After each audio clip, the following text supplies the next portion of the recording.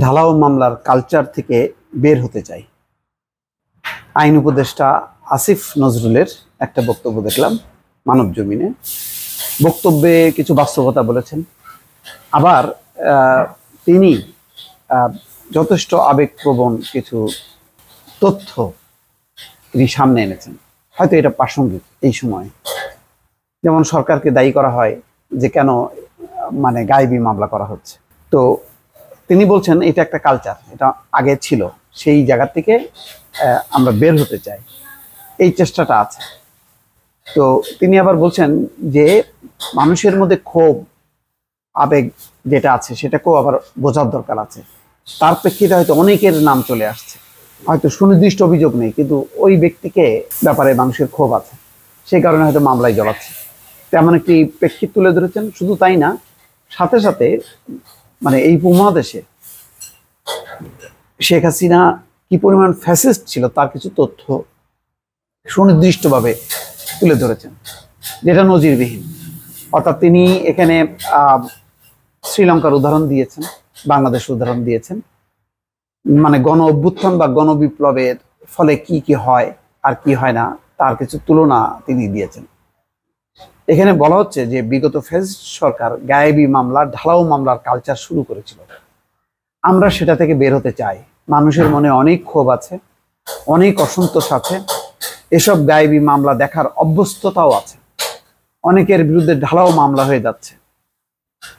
শনিবার সুপ্রিম কোর্টের ইনার গার্ডেনে নিম্ন আদালতের বিচারকদের উদ্দেশ্যে প্রধান বিচারপতির অভিভাষণ অনুষ্ঠানে তিনি এসব কথা বলেন।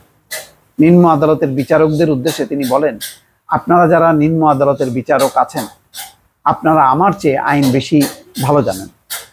বিচারিক আইনগত প্রক্রিয়ার মধ্য থেকে মানুষকে যতটা পারা যায় হয়রানি থেকে মুক্তি দেন। ভালো, এরকম তো নির্দেশনা কখনো আমরা দেখিনি অতীতে।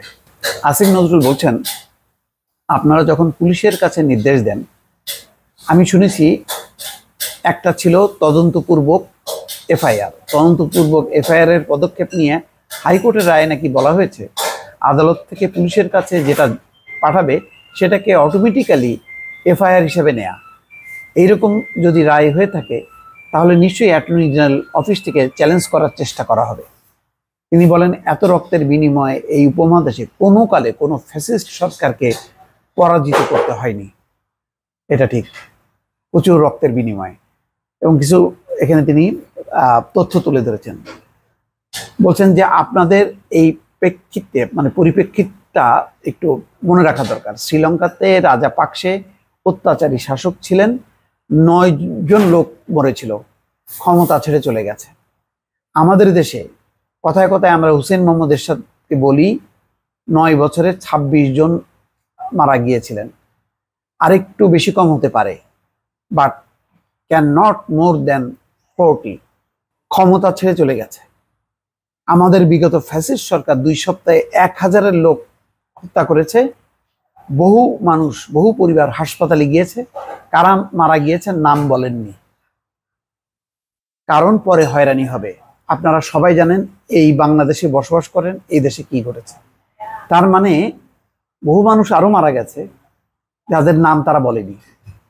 এই কারণে যদি বলে যে হাসিনা সরকারের পুলিশ বাহিনীর গুলিতে মারা গেছে, এই তথ্য যদি সামনে আসে তাহলে তারা আরো হয়রানির শিকার হবে, ফলে তারা চেপে গেছে। তাহলে সেই হিসাব করলে কিন্তু আরো লোকজন মারা গেছে, সেইটাই তিনি বলতে যাচ্ছেন। তো সামগ্রিকভাবে আজকে যে এই যে অনেক লোকের নাম আসছে, কেন আসছে, কি কারণে আসে, তার একটা কিন্তু তিনি প্রেক্ষিত এর মাধ্যমে তুলে ধরলেন। দর্শক ভালো থাকবেন, আল্লাহ হাফিজ।